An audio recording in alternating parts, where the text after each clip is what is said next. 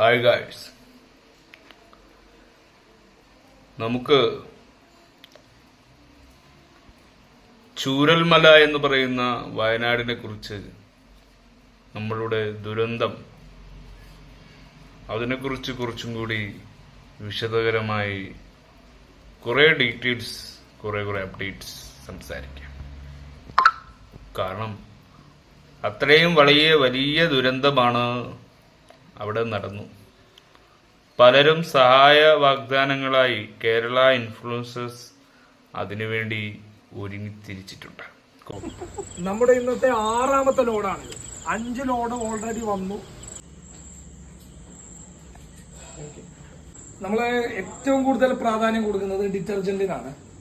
കാരണം അത്യാവശ്യമാണെന്ന് തോന്നിയിട്ടുണ്ട്. സാനിറ്റൈസിങ്ങിന് സാധനം അത്യാവശ്യമാണ്. അപ്പൊ അതുകൊണ്ട് തന്നെ ഡിറ്റർജന്റിന്റെ സാധനം കുറച്ച് കൂടുതലായിട്ട് വാങ്ങിയിട്ടുണ്ട്. അപ്പൊ ബാക്കിയുള്ള കാര്യങ്ങളൊക്കെ ചെയ്യുന്നുണ്ട്.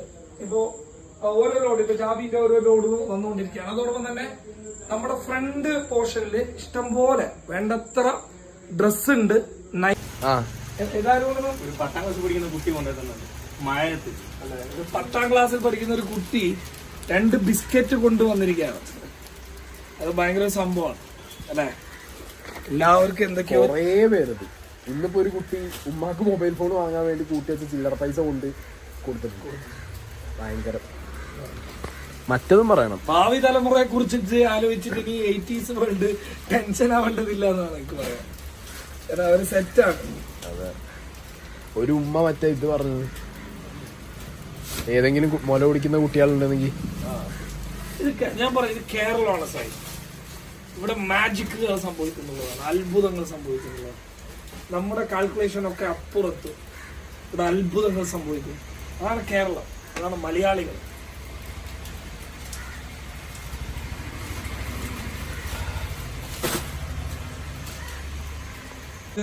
ഇത് മൊത്തം വടകരയിൽ നിന്നെത്തിയ എന്താ പറയുക സ്നേഹങ്ങളാണ്. വടകരയിൽ നിന്ന് നമ്മുടെ അനീസും ടീമും എത്തിച്ചിട്ടുള്ള സ്നേഹങ്ങളാണ്. വണ്ടിയിൽ ഇത്രയും സാധനം ഉണ്ടെന്ന്, നമ്മളിത്രയും സാധനം ഉണ്ടെന്ന് നമ്മളിപ്പോ ഓരോന്ന് കയറ്റി വന്നതല്ലേ. ഒരു ക്രെട്ടയിൽ കൊണ്ടുവന്ന സാധനങ്ങളാണ് ഈ കാണുന്ന. ക്രെട്ടയില് അവരെത്തിച്ച സ്നേഹങ്ങളാണ്. ഇവിടെ സോഷ്യൽ മീഡിയയിലുള്ള കളക്ഷൻ കാര്യങ്ങളൊക്കെ കണ്ടുകൊണ്ട്, അതിന്റെ ഡീറ്റെയിൽസ് കണ്ടുകൊണ്ട് മലപ്പുറം ചെമ്മാടിലുള്ള ഐബി ഓൺലൈൻ സ്റ്റോറിലെ ജീവനക്കാരാണ്.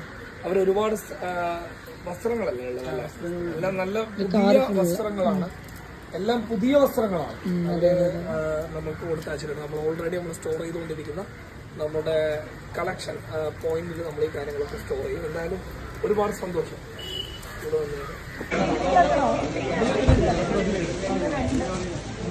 ഒരു മിനിറ്റ് വെയിറ്റ് ചെയ്യാറുണ്ടല്ലോ.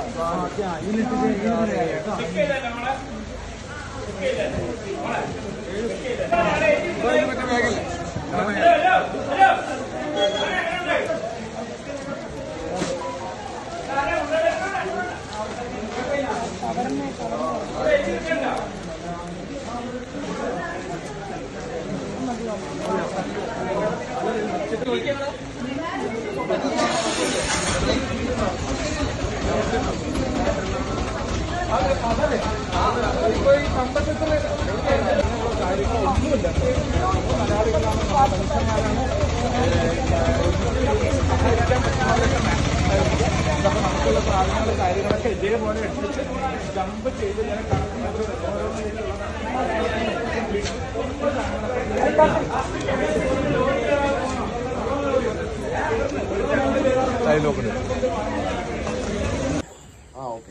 ഒരുപാട് സാധനങ്ങളുണ്ട്.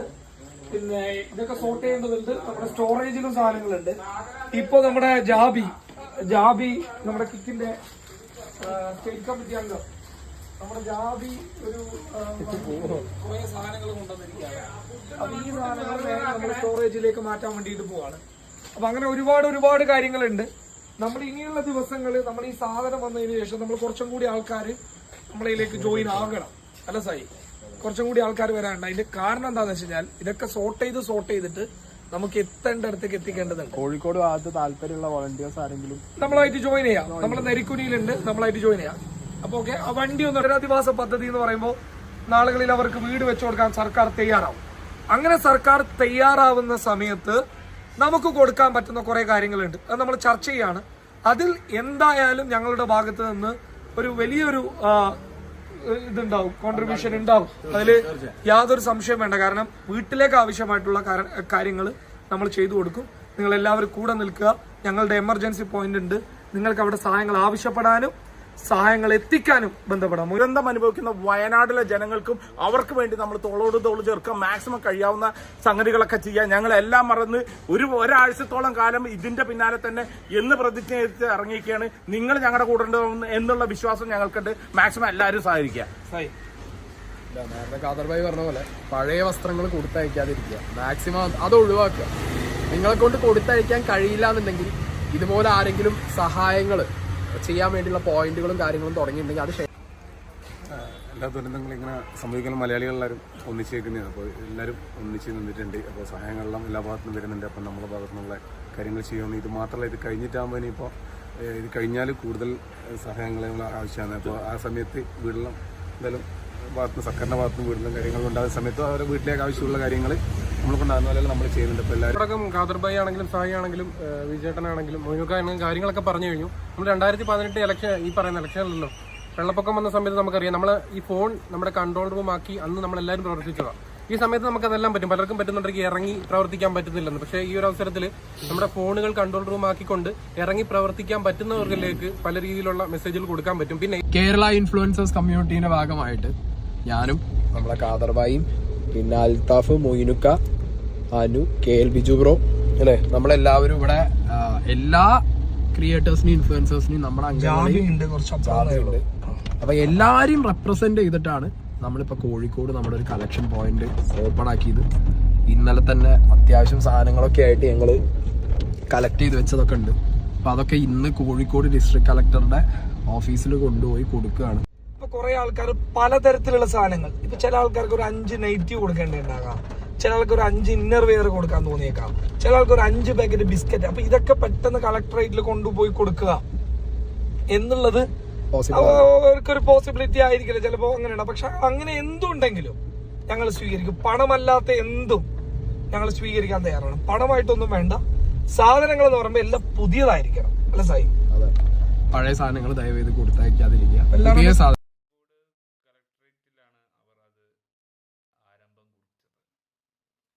ഇന്ന് രാഹുൽ എന്ന് പറയുന്ന നമ്മുടെ ഗാന്ധി കുടുംബത്തിൽ നിന്ന് രാഹുൽ ഗാന്ധി ഇന്ന് ചൂരൽമല വഴി പാലത്തിലൂടെയാണെന്ന് തോന്നുന്നു സന്ദർശകരമായ ആ വയനാടിൻ്റെ MP ആ നാടിനെ ഒന്ന് സന്ദർശിക്കണമെന്ന ആഗ്രഹത്തോടെ പ്രിയങ്ക ഗാന്ധിയും രാഹുൽ ഗാന്ധിയും ആ നഗരത്തെ, ആ വിരാമത്തെ, അതായത് നാടിനെ നടുക്കിയ മഹാദുരന്തത്തെ, ആ വേർപാടിൽ അലിഞ്ഞു ചേരുക എന്ന ഉദ്ദേശവുമാണ്. പക്ഷേ നമ്മുടെ രാജ്യത്തിൻ്റെ സർവൈവർ മൂവ്മെൻ്റാണ് നടന്നു പോയിക്കൊണ്ടിരിക്കുന്നത്. ഒരു ഭാഗത്ത് രക്ഷകർ, ഒരു ഭാഗത്ത് പൊളിറ്റിക്സ്, ഒരു ഭാഗത്ത് അവൻ്റെ നാട്ടിനെ രക്ഷപ്പെടുത്താൻ പറ്റിയില്ലല്ലോ എന്ന ഖേദകരമായ ദുഃഖവാർത്തയും. മണ്ണിനിടയിൽ മനുഷ്യർ, മണ്ണിനേക്കാൾ വലിയ വിഭ്രാന്തി ഉണ്ടാവില്ല. എല്ലാവരും മണ്ണിനടിയിൽ തന്നെ ആണ്. 270 പേര് മരണം അടിഞ്ഞു എന്നൊക്കെയാണ് കണക്കുകൾ. ഒരു ശരാശരി മനുഷ്യർക്ക് ഇത്തരത്തിലുള്ള ഒരു ഭീതിയുള്ള വാർത്തകൾ കേൾക്കുമ്പോൾ അവൻ്റെ മാനസികവുമായ ഒരു ശാരീരികവുമായ എല്ലാം നഷ്ടപ്പെട്ടു എന്ന സത്യമാണ്. നമുക്കത് ഉൾക്കൊള്ളാൻ പറ്റില്ല. അവിടെ അത്രയും ഒരു സ്ഫോടനപരമായൊരു ബ്ലാസ്റ്റ് ശിരൂരിൽ നടന്നതുപോലെ വയനാട് മേഖലകളിൽ മുഴുവനും അങ്ങ് മുണ്ടക്കയം വെള്ളാമല വരെ, ചൂരൽമല, അതുപോലുള്ള ഏരിയകളിൽ മുഴുവനും അവിടെ ഫുള്ളും റിസോർട്ടുകൾ നിർമ്മാണങ്ങൾ ഉണ്ടാകുന്ന ഒരു പ്രത്യേക ഏരിയകളാണ് വയനാട് റിസോർട്ട് എന്ന് പറയുന്ന ചില ഏരിയകളിൽ റിസോർട്ടുകളുണ്ട്. അതൊക്കെ പണക്കാരുടെയും അവരുടെ സുഖചികിത്സയ്ക്ക് വേണ്ടിയും അവിടെ ജീവിക്കുന്ന ഒരുപാട് രാഷ്ട്രീയ പ്രമുഖരുണ്ട്. നമ്മൾ അവരെയൊന്നും ഇപ്പോൾ ഒന്നും പറഞ്ഞിട്ടോ അവർക്കെതിരെയൊന്നും വിമർശകമായ ചോദ്യത്തിനോ ഇപ്പൊ യാതൊരു പ്രശസ്തിയില്ല. കേരളത്തെ ഇത്രയും വലിയ മഹാദുരന്തത്തെ വലിച്ചിറക്കണമെങ്കിൽ ആക്ടിവിറ്റീസ് കുഴപ്പം തന്നെയാണ്. നമ്മൾ രക്ഷാദൗത്യം ചെയ്യുന്നതിനോടൊപ്പം രക്ഷകർക്ക് മുമ്പും ഒരു ആക്ടിവിറ്റി ചെയ്യണം. ജനങ്ങളെ അറിയിക്കുക എന്ന ഒരു നിബന്ധന കൂടി. നമ്മുടെ രാജ്യത്ത് ഇത്രയും വലിയ ആപത്ഘട്ടം ഉണ്ടാകുമ്പോൾ ഒന്ന് ഉറങ്ങി എണീറ്റ് രാവിലെ എഴുന്നേൽക്കുമ്പോൾ മഹാദുരന്തത്തിൽപ്പെട്ട വയനാട് ഗ്രാമത്തിൻ്റെ ഈ അസുലഭ നിമിഷത്തിൽ നമുക്കവരെ ആശ്രവദിക്കാൻ കഴിയാതെ ആശ്രവദിക്കുന്നതിനേക്കാളും പിന്നെ ആ സ്വാന്തനത്തെക്കാളും മറ്റൊരു ഭീതി എന്ന് പറഞ്ഞാൽ അവരുടെ സ്വത്തും പണവും അവരുടെ ജീവിതവും ഒക്കെയാണ് ആ മണ്ണിലൂടെ വെള്ളത്തിലൂടെയും ഒലിച്ചു പോയിരിക്കുന്നത്. ജീവജാലങ്ങൾ മുഴുവനും സർവനാശം എന്ന് പറയുന്ന വക്കിൽ പോലും എത്തുമ്പോൾ ഡാമുകൾ തുറന്നും മുല്ലപ്പെരിയാർ ഡാം എന്ന് പറയുന്ന വലിയ ഡാമിൻ്റെ ആഴത്തിന് വലിപ്പമില്ലെങ്കിൽ വലിയ ആഘാതമുണ്ടാകുമ്പോൾ നമ്മൾ തുറന്ന് കണ്ണുകൊണ്ട് ആ സംരക്ഷകരെ ഡിസാസ്റ്റർ എന്ന ദുരന്തത്തെ നമ്മൾ വരുത്തുന്നതിന് മുമ്പ് ഇത്തരത്തിലുള്ള റെഡ് അലേർട്ട് ഓറഞ്ച് അലേർട്ടൊക്കെ പറഞ്ഞിട്ട് മാത്രം രക്ഷകം നടത്താൻ മാത്രമല്ല അതിൻ്റെ വലിയ ആപത്തിനെ കുറിച്ചും നമ്മൾ കുറച്ച് ജാഗ്രത പാലിക്കണം.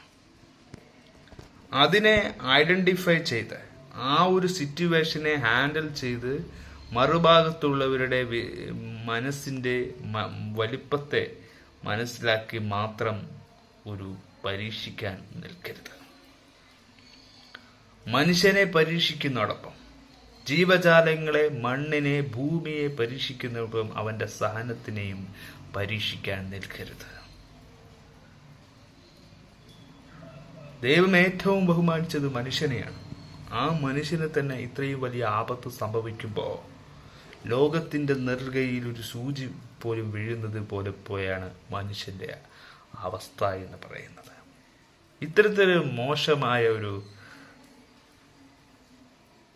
നമുക്കൊക്കെ ചിന്തിക്കാനും കാണാനും പറ്റുന്ന കാഴ്ചകളല്ല ഇത്. അമിത് ഷാ, അതായത് ഹോം മിനിസ്റ്റർ പ്രധാനമന്ത്രി നരേന്ദ്രമോദിയും ഹോം മിനിസ്റ്റർ അമിത് ഷായുമൊക്കെ ഇത്തരത്തിലുള്ള അലേർട്ടുകൾ നേരത്തെ കണ്ടിട്ടും എന്തുകൊണ്ട് വയനാടിൻ്റെ ജീവനിലെ മനുഷ്യരെ രക്ഷിക്കാൻ നിങ്ങൾ ശ്രമിച്ചില്ല? ചില പ്രമുഖർ ആ നാട്ടിൽ വന്നു പോകുന്നവരല്ലേ. സാധാരണക്കാർക്ക് അവിടെ ഒരു കാര്യത്തിന് പോകുമ്പോൾ അതിൻ്റെ രക്ഷാദൗത്യവും നിങ്ങളുടെ കൈകളിലല്ലേ. നമ്മളൊരു വോട്ട് ചെയ്യുമ്പോൾ എല്ലാം ഉൾപ്പെടുത്തുന്നത് ഇത്തരത്തിലുള്ള ആപത്കെട്ടുകളെ സൂക്ഷിക്കണം എന്ന് പറയാൻ തന്നെയാണ്. അതിനെ നമ്മളെ സംരക്ഷിച്ച് പിടിക്കണമെന്നത് നിങ്ങളുടെയും ധാർമ്മിക ബോധമാണ്. ഇപ്പൊ രാഹുൽ ഗാന്ധിയും പ്രിയ ഗാന്ധിയും വരുന്നതിനോടൊപ്പം മറ്റു മന്ത്രിമാരും അതിൽ വന്ന് ആ അപകടങ്ങളുള്ള ഒരു ദൃശ്യത്തെ ഒന്ന് കാണണം, കൺകുളിർ കണ്ട് മടങ്ങിപ്പോവുകയല്ല വേണ്ടത്. അതിനു വേണ്ടി രക്ഷാദൗത്യവും അതിനുള്ള പരിഹാരങ്ങളെ സൃഷ്ടിക്കുക എന്നും കൂടിയാണ്. നമുക്ക് കഴിയാവുന്ന സാമൂഹിക സേവനങ്ങൾ മുഴുവനും ഇത്തരത്തിലുള്ള കാര്യത്തിന് വേണ്ടി നമ്മൾ സമയം കണ്ടെത്തുക എന്നും കൂടി പൊളിറ്റിക്സ് എന്ന ഒരു വിഭാഗക്കാരോട് പറയാനുണ്ട്. ജീവിതത്തിൽ എന്നും ദുരന്തം മാത്രം കണ്ണിൽ കാണുന്ന മനുഷ്യർക്ക് ദുരന്തത്തെയും ദുരന്ത വേദനയും സഹിക്കാൻ കഴിയാത്ത ഒരു ഘട്ടത്തിലേക്ക്, ജീവൻ അതിൻ്റെ മൂല്യമറിയാത്തവർക്ക് അതിൻ്റെ വേദനയും അറിയത്തില്ല. ഇത്തരത്തിലുള്ള ഒരു സാഹചര്യത്തിൽ നമ്മളെല്ലാവരും ഈ രക്ഷാ ദൗത്യം കാണുന്നു, കേൾക്കുന്നു. പാല നിർമ്മാണം പൂർണ്ണമല്ല, ഒരു പോക്കുവരവിന് വേണ്ടിയുള്ള നിർമ്മാണമേ നടത്തിയിട്ടുള്ളൂ. ഇനിയും അവിടെ അടിഞ്ഞു പോയതും ചാരകളിൽ ചാരമായി പോയ ഒരുപാട് വീടുകളും തകർന്നടിഞ്ഞ ആരുമാരുമില്ലാതായത് അവൻ്റെ സ്വത്തും പണവും നഷ്ടപ്പെട്ട് ജീവിക്കുന്നവരുടെ ദൈനംദിന ജീവിതത്തിൻ്റെ ഒരു അന്ത്യായ നിമിഷങ്ങളാണിത്. ഒരു അധ്യായത്തിൻ്റെ ഒരു രണ്ടാം പാർട്ട് തന്നെയാണ് ദുരന്തമെന്ന് പറയുമ്പോൾ ഇനി അടുത്തതെന്ത് എന്ന് നമ്മൾ ചിന്തിക്കേണ്ടി വരും. ഒരു വിസ്ഫോടനത്തിൻ്റെ ജലാംശങ്ങളും മഴകൾ കൂടുതൽ ക്ലൈമറ്റിനെ ബാധിക്കുന്നതിനോടൊപ്പം മണ്ണിൻ്റെ സർവ്വതിനെയും നിയന്ത്രിക്കാൻ ആ മണ്ണിന് ശക്തിയില്ല എങ്കിൽ ഉത്ഭവിക്കുന്ന ജലം സമുദ്രമായി ആ മണ്ണിനെ അലിഞ്ഞു ചേർക്കും. ആ ഭൂമി അതിനെ തിരിച്ചെടുക്കുമെന്നത് ശാസ്ത്രജ്ഞന്മാരുടെ ഒരു തിരിച്ചറിവിലൂടെ പറയുകയാണ്. ഭൂമി അവൻ്റെ ശൈലികൾ പുറത്തെടുക്കും. ഇത്രയും ആപത്ഘട്ടങ്ങൾ ആ വയനാട് ഏരിയകളിൽ ഉണ്ടായിട്ടും പല പല ആപത്ഘട്ടങ്ങളും പെരിയാറിൽ നിന്ന് ഉയർന്നു വരുന്ന ജലാംശങ്ങൾ കേരളത്തിൻ്റെ നാനാഭാഗങ്ങളിൽ നിന്നും ഓരോ സ്ഥലത്ത്, വയനാട് മാത്രമല്ല കേരളമൊട്ടാകെ നടക്കുന്ന വെള്ളം സ്രോതസ്സിൻ്റെ എണ്ണത്തിൻ്റെയും കണക്കുകളുടെ 200-ന് മുകളിൽ ഒരു വെള്ളം വീണാൽ അവിടെ എന്ത് സംഭവിക്കുമെന്നത് ചിന്തിക്കുന്നുണ്ടോ? 500 വെള്ളത്തിൻ്റെ ദശാംശം കൂടുക എന്ന് പറയുമ്പോൾ ആ കേരളത്തിൻ്റെ ഭൂമിയുടെ ആ അടിത്തർക്ക് അതിൻ്റെ ബലത്തെ നിശ്ചയിക്കേണ്ടത് മണ്ണിൽ അലിഞ്ഞുകൊണ്ട് മാത്രമാണ്. അതിൻ്റെ ആഴം വലുപ്പമാവുന്നതാണ്. ഇത്തരത്തിലുള്ള ദൗത്യങ്ങൾ ഏറ്റെടുക്കുന്ന ഇതിൻ്റെ ദുരന്ത നിവാസികൾക്ക്, ഇത്തരത്തിലുള്ള പ്രശ്നങ്ങളെ ഹാൻഡിൽ ചെയ്യുന്നവർക്ക് അതിൻ്റെ പൂർണ്ണമായ പങ്ക് നിർവഹിച്ചേ പറ്റൂ. ഇനി ഇത് തുടരണം. ഇത്തരത്തിലുള്ള സംഭവങ്ങളെ നമ്മൾ കാണാ കണ്ണ് പോലെ കണ്ടിരുന്ന സമയം തീർക്കുകയല്ല വേണ്ടത്. കേരള ഇൻഫ്ലുവൻസർ കാദർ കരിപ്പട്ടിയും സിക്കർ ടണ്ണൻ സായിയുമൊക്കെ ഇതിനിടെ അവരുടെ സംരക്ഷകരമായ കാര്യങ്ങൾ, അവരുടെ ദൈനംദിന ജീവിതത്തിൻ്റെ ഉപകാരങ്ങളെല്ലാം കൊടുത്തുകൊണ്ട് അവരുടെ ആ വയനാട്ടിൻ്റെ ജില്ലക്കാർക്ക് ഒരു നൊമ്പരക്കണ്ണുകൾക്ക് ഒരു ദാനം നൽകുകയാണ്. അവരുടെ വിഷമത്തെ അകറ്റാൻ ആ ഒരു കാര്യം കൊണ്ട് പറ്റില്ല, പക്ഷേ അതൊരു സാന്ത്വനമാണ് എന്ന് മാത്രം നമ്മൾ നിശ്ചയിച്ചുകൊണ്ട് അത്തരത്തിലുള്ള ഒരു തീരുമാനത്തെ നമ്മളെന്നും അനുഗ്രഹീതമായ തീരുമാനത്തിലൂടെ അല്ലാതെ അത് നമുക്ക് ചെയ്യാൻ പറ്റില്ലെങ്കിൽ മറ്റൊരാൾ ചെയ്യുന്നത് എന്താണ് നല്ലത് എന്ന് ചോദിക്കുന്ന അവർ ചെയ്തോട്ടെ, അവർ നല്ല കാര്യങ്ങൾ ചെയ്തോട്ടെ. അവരെപ്പോലുള്ളവർ ഇത്തരത്തിലുള്ള കാര്യങ്ങൾ ചെയ്യുമ്പോൾ നാടിൻ്റെ സമ്പദ്ഘടന വർദ്ധിക്കും.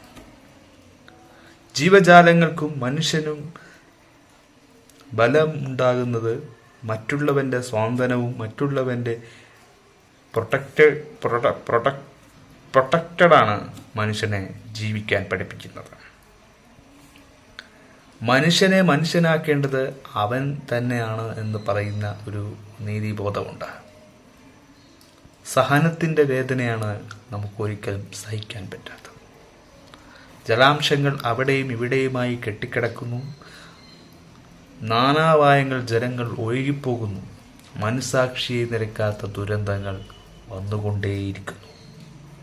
ഇത് എന്തിൻ്റെ കാത്തിരിപ്പിലേക്കാണ് പോകുന്നത്? ഓരോ മരണനിരക്കും ഓരോ നിർബന്ധിയാണ് എന്ന് പറയുന്നത് പോലെ ഓരോ മരണവും ഓരോ സൂചനയാണെന്ന് നമുക്ക് പറയാൻ പറ്റും.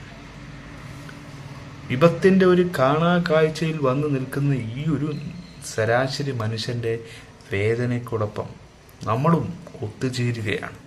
ഇത്തരത്തിലുള്ള കാഴ്ചകൾ, ഇത്തരത്തിലുള്ള പ്രശ്നങ്ങളെ പരിഹരിക്കാൻ കഴിയുന്നവർ ശ്രമിച്ച് ആ ശ്രമങ്ങളെ നിഷേധിക്കുന്ന രീതിയിൽ ഒരിക്കലും ഒരാളും അതിനു വേണ്ടി റിയാക്ട് ചെയ്യരുത്. അപ്പോൾ അമിത്ഷയും പിണറായി വിജയനുമൊക്കെ ഈ നാട്ടിലെ ഭരണസങ്കല്പത്തിനൊക്കെ ഉണ്ടായിട്ടും ഇത്തരത്തിലുള്ളൊരു തീരുമാനങ്ങൾ, ഒരു തെറ്റായ സന്ദേശം എത്തിച്ചു കൊടുക്കുക എന്ന് പറയുമ്പോൾ റെഡും ഓറഞ്ചും മാറിപ്പോയി എന്നൊക്കെ പറഞ്ഞുകൊണ്ട് ദുരന്തത്തെ ഒരു സിമ്പിൾ ലോജിക്കിലെടുക്കുമ്പോൾ അത് ഒരു സാധാരണ ജനങ്ങൾക്ക് യോജിക്കാവുന്നതാണോ? മനുഷ്യൻ്റെ കപ്പാസിറ്റി അനുസരിച്ചാണ്. കുറച്ച് ക്ലൈമറ്റ് കുറവുണ്ട്, അതുകൊണ്ട് വീഡിയോക്ക് അത്ര ഇതില്ല. നമ്മൾ സാധാ ഒരു ഫോണിൽ എടുക്കുന്നതാണ്.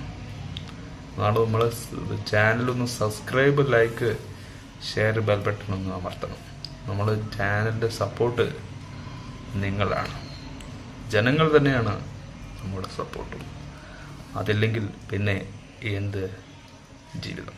അപ്പോൾ ഇത്തരത്തിലുള്ള കാര്യങ്ങൾ സംസാരിക്കുന്നത് എന്തുകൊണ്ടാണ്? ശൂന്യമാകുന്ന ഒരു ഏരിയയിലെ ശൂന്യമായ അവസ്ഥയെ, അവരുടെ മനുഷ്യൻ്റെ ജീവജാലങ്ങളെ, അവരുടെ സംരക്ഷകരമായ കാര്യങ്ങളെ അവർ അവിടെ ഇട്ടേച്ചു പോകുന്ന നിമിഷത്തിലേക്കാണ്. അവർക്കിനി എവിടെ പോകാൻ പറ്റുമെന്ന ഒരു ചോദ്യമുണ്ട്.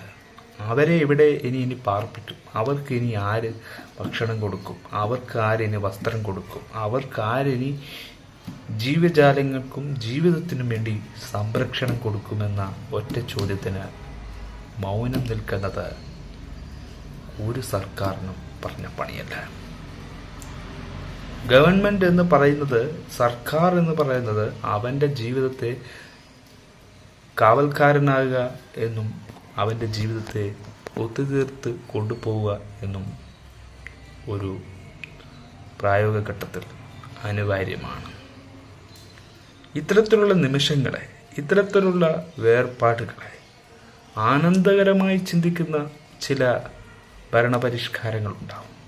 അത്തരത്തിലുള്ള ഭരണപരിഷ്കാരങ്ങൾ നമ്മളെ എന്നും എവിടെയും എത്തിക്കില്ല എന്നും കൂടി ഓർത്തുകൊണ്ട് എല്ലാ പാർട്ടികളുടെയും, എല്ലാ MP-മാരുടെയും, എല്ലാ രാഷ്ട്രീയക്കാരും ഒത്തുകൂടിയാൽ ഈ നാടിൻ്റെ സമ്പദ് വ്യവസ്ഥകളെ, ഈ നാടിൻ്റെ ദുരന്തത്തെ നമുക്ക് അതിനെപ്പറ്റിയുള്ള ഒരു രക്ഷാദൗത്യം നമ്മൾ ഇനിയും എന്തിന് വൈകിക്കൊണ്ട് തീരുമാനമെടുക്കും?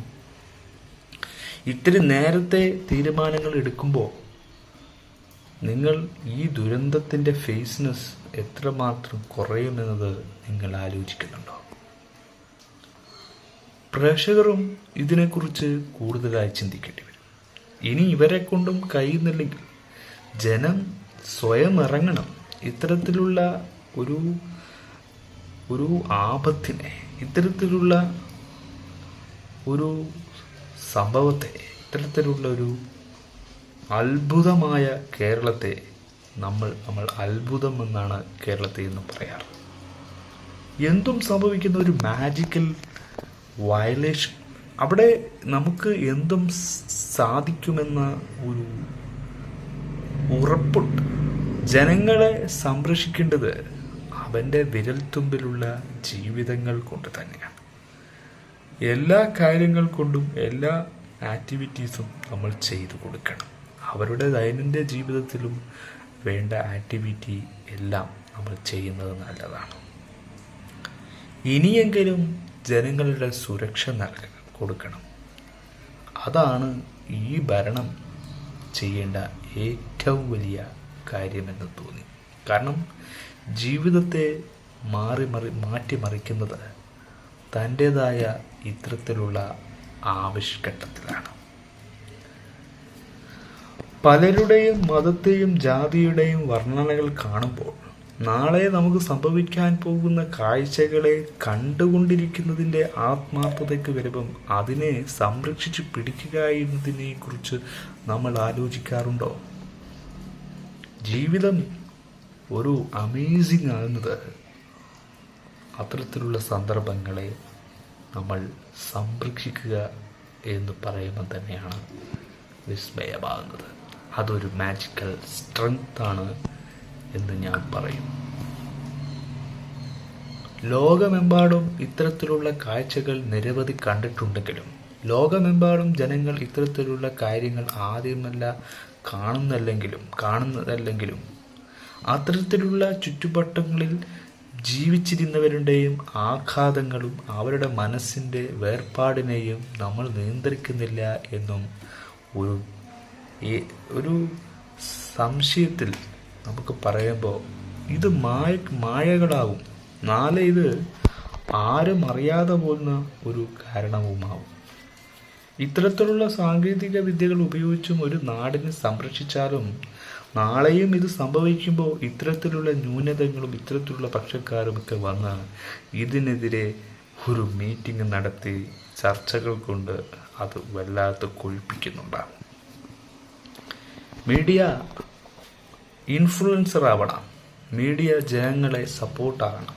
മീഡിയ ഒരു പ്രവർത്തകരമായ ഒരു സാമൂഹ്യ പ്രവൃത്തി ചെയ്യുമ്പോൾ അവരുടെ ജനത്തിനുള്ള സർവനാശം സംഭവിച്ചാൽ അവരുടെ ജീവിതത്തിൻ്റെ മൊത്തം താപനിലയും ഇടിഞ്ഞു പൊളിഞ്ഞാൽ അവരുടെ ദൈനംദിന ജീവിതത്തിൻ്റെ സമയഘട്ടങ്ങളെല്ലാം നശിച്ചു പോയാൽ നമ്മൾ അവർക്ക് വേണ്ടി സംരക്ഷക എന്ന സാമൂഹ്യ മീഡിയ പബ്ലിക് ഇവിടെ ഉണ്ടായിരിക്കണം. പബ്ലിക് എന്നത് ജീവിതത്തിൻ്റെ ഒരു മുഖമാണ്. ഒരു പ്രതിസന്ധിക്ക് വേണ്ടി ഒരു ലൈഫ് മൊത്തം ഇല്ലാതാകുമ്പോൾ ആ വല്ലാത്തൊരു ഭീതി നമ്മളെ ഉറവെടുക്കും. ജീവിതത്തിലായാലും അല്ലാതെയായാലും മനുഷ്യന് ഈ മണ്ണിൽ ജീവിക്കുന്നതിന് കാലാവസ്ഥ ഒരു പ്രതികരണം തന്നെയാണ്. ക്ലൈമറ്റ് ചേഞ്ച്, ക്ലൈമറ്റ് ഡിഫറൻറ്റ്, പല രീതിയിലുള്ള ക്ലൈമറ്റ് ഇഷ്യൂ നമ്മുടെ രാജ്യത്തിന് സംഭവിക്കുന്നുണ്ട്. എല്ലാ പ്രത്യാഘാതങ്ങളും ഒത്തുചേർന്നുകൊണ്ട് ഒരു സംരക്ഷക കേരളം നമ്മളെ ഉണ്ടാക്കിയാൽ അത് നല്ലൊരു ജീവജാലങ്ങൾക്ക് പങ്കുള്ളതാണ്. എല്ലാ സംസ്ഥാനങ്ങൾക്കും ഇതിനൊരു ഉപയോഗമാകും. സംസ്ഥാനങ്ങളിലെല്ലാം എന്തുകൊണ്ടും അവിടെ ജലമായാലും എന്തുമായാലും അവിടെ വേർപെട്ട് കിടക്കുന്നവർക്കൊക്കെ അവരുടെ വേർപാട് നൊമ്പരത്തെ അവർ അവിടുന്ന് അനുഭവിക്കുന്നതിൻ്റെ ആ ഒരു സിറ്റുവേഷനെ മറികടക്കാനുള്ള വഴികൾ കണ്ടെത്തി കൊടുക്കുക എന്നതും കൂടിയാണ് ഇത്തരത്തിലുള്ള സാഹചര്യത്തിൽ നമ്മൾ ഓർക്കാറുള്ളത്. ജീവൻ എന്ന് പറയുന്നത് അത് ഒറ്റ നിമിഷത്തിൽ തീരാവുന്നതേ ഉള്ളൂ. പക്ഷെ അതിനു മുമ്പും ശേഷവും ജീവിക്കുന്നവർക്ക് പല ആഗ്രഹങ്ങളും പല സ്വപ്നങ്ങളും ഉണ്ടാവും. ആ യാഥാർത്ഥ്യത്തെ ഇല്ലായ്മയാണ് ഇത്തരത്തിലുള്ള ദുരന്തങ്ങൾ ഇങ്ങനെ സംഭവിച്ചു കൊണ്ടേയിരിക്കുന്നത്. പ്രവൃത്തിദോഷം തന്നെയാണ് ഇതിൻ്റെയൊക്കെ മൂല്യകാരണം. ഇപ്പോൾ രാഹുൽ ഗാന്ധി അവിടെ MP ആയി ഇപ്പോഴത്തെ ഒരു ഇലക്ഷനിൽ കൊണ്ടുവന്ന് നിന്നു. ഇനി അങ്ങോട്ടും ഈ നാടിൻ്റെ സംരക്ഷകർ ഇവർ തന്നെ ആയാലും ഇവർ നമ്മളെ ഇനിയും പ്രൊട്ടക്റ്റ് ചെയ്യുമോ എന്നൊരു ചോദ്യം എനിക്ക് തോന്നിപ്പോയി. എത്ര കാലം ഇവരൊക്കെ നമ്മുടെ മന്ത്രിമാരും രാഷ്ട്രീയക്കാരും ഒക്കെ ആയിട്ട് നിന്നാലും എത്ര നാട് നമ്മുടെ നാടിന് പ്രൊട്ടക്റ്റ് കിട്ടും? സാധാരണക്കാർ ചെയ്യുന്ന സഹായം പോലെയാണോ നമ്മളെ ഭരണാധികാർ ചെയ്യുന്നതാകുമ്പോൾ അത് മറ്റൊരു തരത്തിൽ തന്നെ വ്യാപകമാകുന്ന ഒരു പ്രതിസന്ധിയല്ലേ നിങ്ങൾ ഉണ്ടാക്കിയിരിക്കുന്നത്? എത്ര ഭരണക്ഷോഭങ്ങൾ ഉണ്ടായാലും എത്ര ശോചനീയാവസ്ഥയിലായാലും മനുഷ്യൻ്റെ ധർമ്മം എന്ന് പറയുന്നത് അവനവൻ്റെ നിലനിൽപ്പാണ് എന്നത് നമ്മൾ ഓർക്കുക. ജീവജാലങ്ങൾക്ക് മുഴുവനും നാശകോശമുണ്ടാകുമ്പോഴും ജീവിതത്തിനും ഒരു അരുതി വെക്കാത്ത ഒരു കാലഘട്ടത്തിലേക്ക് സമയത്തിൻ്റെയും സാഹചര്യത്തിൻ്റെയും കാലാവസ്ഥകൾ മാറി മറിയുമ്പോൾ എന്തൊക്കെ സംഭവിക്കുമെന്നത് നമുക്ക് നോക്കി നിൽക്കാനേ പറ്റും. വളരെ പ്രയാസമാണ് ഇത്തരത്തിലുള്ള കാഴ്ചകളെ കണ്ടുകൊണ്ടിരിക്കുന്നത്. പക്ഷെ കാണാതിരിക്കാനും പറ്റില്ല. കാരണം നമുക്കും സംഭവിച്ചേക്കാം എന്നൊരു ഭീതിയും ഒരു ഇതും നമുക്കും ഉണ്ടാവും. പക്ഷെ അത്തരത്തിലുള്ള സംശയങ്ങൾ ആലോചിച്ച് നിന്നാൽ മാത്രമല്ല, അതിനുവേണ്ടി പരിഹാരം കൂടി കണ്ടെത്തണമെന്നത് ഈ സർക്കാരിനോട് പറയാനല്ലാതെ സാധാരണക്കാരായ നമുക്ക് എന്തിനു പറ്റും? ശക്തിയും ബുദ്ധിയും അറിവുമൊക്കെ അവൻ നൽകുമ്പോൾ അതിനെതിരെ ഒരു പടപ്പുറപ്പാടിന് ഇറങ്ങുന്നതിന് മുമ്പ് ഒരു നിരീക്ഷകനാകുക ഒരു വലിയൊരു സംഭവമാകുന്നതിനേക്കാളും നല്ലത് ഒരു നിരീക്ഷകനെങ്കിലും ആകുക എന്നത് നമ്മുടെ ദൗത്യമല്ലേ. അതും നല്ലതാണ്. ഓരോ മനുഷ്യരും ജീവിക്കുന്നത് അവനവൻ്റെ ലൈഫ് ടൈം എന്ന ഒരു ജീവിത കൊണ്ട് തന്നെയാണ്. ഇവിടെ നമുക്ക് ഒറ്റ ലൈഫേ ഉള്ളൂ. മറ്റൊരു കാലഘട്ടത്തിലേക്ക് നമ്മൾ മറ്റൊരു അധ്യായം ഈ ലോകത്ത് നിന്ന് പിറക്കുമ്പോൾ ആ അധ്യായത്തിനോടും നമ്മൾ ഒരു നീതി പുലർത്തേണ്ടതുണ്ട്. ഇത് നമ്മുടെ കേരളത്തിന് മാത്രമല്ല, മറ്റ് സംസ്ഥാനങ്ങളും ഇതിന് ഒത്തു തീരുമാനങ്ങൾ എടുക്കേണ്ടതാണ്. പല രാജ്യങ്ങൾക്കും പല അപകടങ്ങൾ സംഭവിക്കുമ്പോൾ അപകടങ്ങൾ സംഭവിച്ച ആ ഏരിയകൾ സന്ദർശനം നടത്തുമ്പോഴും നാളെ ഇത് നമുക്ക് സംഭവിക്കാൻ പാടില്ല എന്നൊരു നിർദ്ദേശം കൂടി അവർ എടുക്കേണ്ടതുണ്ട്. അതാണ് നമ്മളിതിൽ ഈ പാട്ടായി സംസാരിക്കുന്നത്. കാരണം ഇത്തരത്തിലുള്ളൊരു സംഭവം അരങ്ങേറുമ്പോൾ നമുക്ക് പറ്റുന്ന ഏറ്റവും വലിയ അബദ്ധം എന്താണെന്ന് പറഞ്ഞാൽ, നമ്മൾ നേരത്തെ ഇൻഫോം ചെയ്തില്ല എന്ന ഒറ്റ തെറ്റുകൊണ്ട് തന്നെയാണ്. ഒന്നും കൂടി ഫാസ്റ്റാക്കിയാൽ, ഒന്നും കൂടി നേരത്തെ അറിയിപ്പുകൾ ജനങ്ങളിലേക്ക് എത്തിച്ചു കൊടുത്താൽ അവർ നാളത്തെ പ്രശ്നങ്ങൾ ഇന്ന് കാണും. അങ്ങനെയാണ് ഓരോ മനുഷ്യൻ്റെയും ചിന്തകൾ പോകുന്നത്. നാളെ എന്നല്ലാതെ ഇന്ന് ചിന്തിക്കുന്ന മനുഷ്യർ കുറവാണ്. അതുകൊണ്ട് തന്നെ ജീവിതത്തിൻ്റെ ഏത് പരിമിത ഘട്ടത്തിലും തൻ്റെ സമയവും നിശ്ചയവും കൂട്ടിക്കലർത്തി ഒരു വിഭവമായ സൗന്ദര്യത്തെയാണ് നമ്മൾ കേരളീയ സംസ്കാരം എന്ന് പറയുന്നത്. ഈ നാട് എങ്ങനെയൊക്കെ മാറ്റി ചിന്തിക്കാൻ ശ്രമിച്ചാൽ ഈ നാടിൻ്റെ പ്രശസ്തി മറ്റൊരു തരത്തിൽ ആർക്കും കിട്ടാൻ പോകുന്നില്ല. അതുകൊണ്ട് തന്നെ ഇനി ജീവിക്കുന്നവർക്ക്, ഇനി ജീവിതം കൊണ്ടാടുന്നവർക്ക് ഇനിയുള്ള ലൈഫിന് നല്ലൊരു അറിവുപരമായ ചിന്തകളിലൂടെ നല്ല പോസിറ്റീവായ കാര്യങ്ങൾ തീരുമാനിക്കാനെങ്കിലും ഇവർക്കൊക്കെ തോന്നട്ടെ എന്ന് പറഞ്ഞതുകൊണ്ട് വൈൻഡിങ് ഓഫ് യു.